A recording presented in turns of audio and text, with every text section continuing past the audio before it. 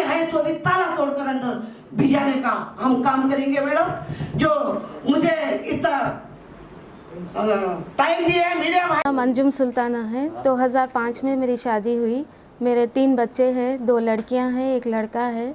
मेरे शौहर नसीरुद्दीन साहब है जो सनत नगर में रहते हैं।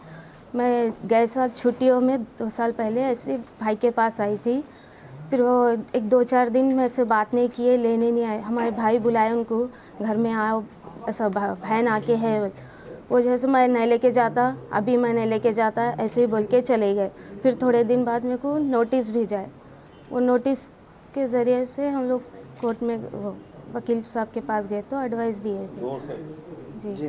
फिर कई बार हमारे भाई बहन उनसे बात करने के लिए कई बार कोशिश करे तो नहीं, हम ये नहीं आ सकते हो, ये घर मेरा नहीं है, बल्कि हमको आने ही नहीं दिए वो घर में। नहीं, आप भाई के घर को गए तो पूछ के गए या बगैर पूछे? नहीं, पूछ के इजाज़त लेके गए थे। हमारे सास ससुरे रहते हमारे साथ, कभी ऐसा जाते आते रहते, इजाज़त से ही जाते। अब मेरे बच्चियां हैं जो घर में हैं, उन लोग का स्कूल भी नहीं है बच्चियों की। इस वक्त हम लोग को मेरे को हमारे शौहर की और मेरे बच्चों को उनके वालिद की ज़रूरत है। हम लोग वापस जाके रहना चाह रहे हैं हमारे घर में इज़्ज़त से। और मेरे बच्चों का फ्यूचर है, पढ़ना है, लिखना है। मेरे को बस मेरे शौहर और मेरे बच्चों की ज़िंदगी चाहिए जी। क्यों नहीं ले आ रहे आपको? हमारे शौहर जो है सो कोरोना है वो है बोल के थोड़े दिन हमसे बात नहीं किए। बाद में जो है सो घर नहीं आने दिए, कोविड है ऐसे बोल के। फिर उन्होंने दूसरी शादी कर ली। अब बोल रहे हैं इन लोगों के साथ नहीं रख सकता। क्या करता फिर और काम?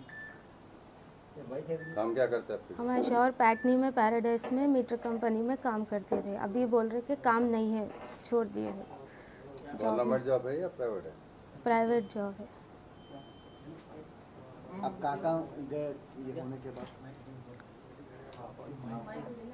आप अपनी हेल्प के लिए जो कि हमारे घर के बड़े बात किए, हमारे रिलेटिव्स में बड़े जो है उनसे बात किए, कई लोग उनको समझाने के लिए कोशिश करें। अब हर जगह से नहीं हुआ।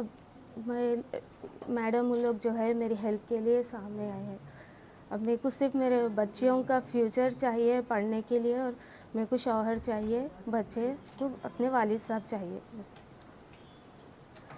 के साथ। तो वो बाहर कर दिया ना कि अब रिसेंटली वो शादी भी कर लिया। और जब ये वकील करने गए नोटिस लेके तो वो बोलते कि सीसीएस को जाओ।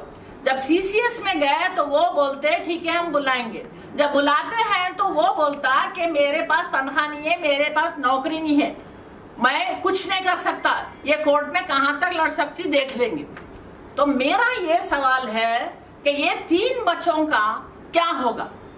फिलवक्त एक भाई के घर में ये एक कमरे में पड़े भी है, तो इसको खाना कहाँ, मेरा सवाल ये खाना कौन देगा बच्चों को, और इनकी फीस कौन बनेगा, और ये पढ़ेंगे कैसा, इनका फ्यूचर का क्या है।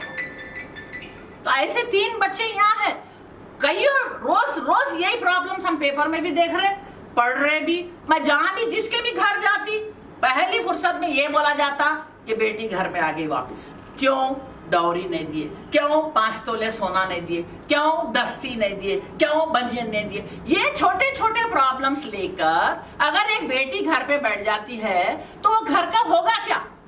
अगर बच्चों के साथ बैठती है तो बच्चों का क्या होगा। तो ये मुद्दे को हम, बड़ी खुशी की बात है कि ये एक हमको केस आ ही गया हमारे सामने, तो सारे लेडीज मिलकर तैयार हो गए कि हम इसको जस्टिस दिलाएंगे। मेरा नाम सुल्ताना निखत है। मैं 10th क्लास में पढ़ती हूँ सेंट तेरेसा स्कूल में। हमारा स्कूल भी वहीं पे है जहाँ हमारे पापा रहते हैं। हमारे पापा हमारे को छोड़ दिए हमारी मम्मी के साथ। हम घर आते बोल रहे तो भी नहीं आना बोल रहे, 18 ईयर्स के बाद आना बोल रहे। अभी जुलाई में उन्होंने सेकेंड मैरिज भी कर लिए, तो हम लोग आते बोल रहे तो भी नहीं आना बोल रहे। हमारा स्कूल भी वहीं पे है। लास्ट मैं जब 9th क्लास में थी, फीस भी कुछ भी पे नहीं करे। जब प्रिंसिपल फ़ोन कर, एग्ज़ाम्स नहीं लिखा रहे थे, हाँ एग्ज़ाम्स नहीं लिखा रहे तो प्रिंसिपल जो से फीस नहीं पे करे, प्रिंसिपल जो से कि पापा को फ़ोन करके फ़ीस नहीं पे करे, हम लोग एग्ज़ाम नहीं लिखाते पहले तो हमारे नको पूछो ना, उनके मम्मी के साथ रह रहे उनके मम्मी को पूछो बोलकर बोले। हमारे लास्ट ईयर के फ़ीस भी नहीं पे करे, एग्ज़ाम्स भी नहीं लिखे हम लोग। अभी हम लोग आते बोल रहे तो भी नहीं नहीं आना, 18 ईयर्स के बाद आना, ऐसा वैसा बोल रहे हैं। हमको पापा होना हमारे फ्यूचर के लिए। मैं प्रेसिडेंट हूँ मैं और मुस्तफ़ा नगर से आई हुई हूँ। वहाँ से यहाँ आने का मेरा मकसद क्या है आप लोग जान सकते हैं कि ओल्ड सिटी से फलकनुमा से मैं यहाँ आना बोले तो मेरा एक ही मकसद है, एक लेडीज़ के साथ इंसाफ हो।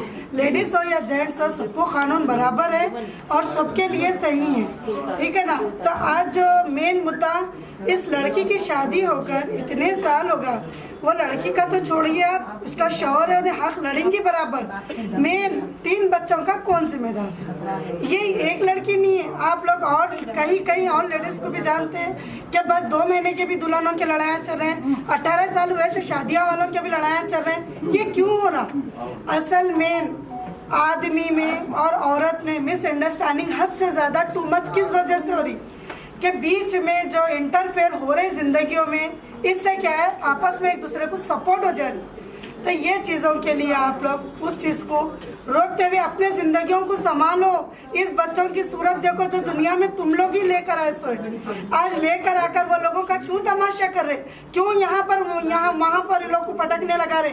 PS की सीढ़ी वो बच्चों की चढ़ने की उम्र है, कोर्ट की सीढ़ी वो बच्चों को चढ़ने की उम्र है नहीं है। वो बच्चों की उम्र, वो बच्चों की एजुकेशन जाने की है, पेरेंट्स का प्यार देखने का है। पेरेंट्स का प्यार नहीं मिल रहा, कोर्ट कचहरी का चक्कर मार रहे बच्चे। ये क्या तरीका बना? और एक आदमी एक औरत से दूसरे लोगों का भी हौसला बढ़ जा रहा इस चीज़ों के लिए। मैं ये नहीं बोल रही कि लेडीज ही गलत है, जेंट्स ही गलत है, नहीं, इसमें दोनों में भी एक गर्म हो रहा था एक ठंडा हो भाई। अपने बच्चों की सूरत ऑर्गेनाइजर सेक्रेटरी हूँ और इसके अलावा मैं एक गज़ल सिंगर भी हूँ। इसके आज जिस महिलाओं के ऊपर अत्याचार हो रहा है, अंजुम जैसे कई महिलाओं के ऊपर जो अत्याचार हो रहा है, आज हम लोग इकट्ठा हुए इसी के ऊपर बात करने के लिए।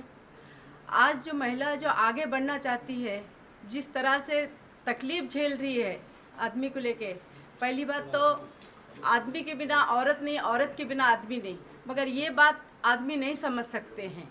हर इंसान में मैंने महिलाओं को हमेशा कुछ ना कुछ दोष देख के उसको घर से बाहर कर बेघर कर देते हैं।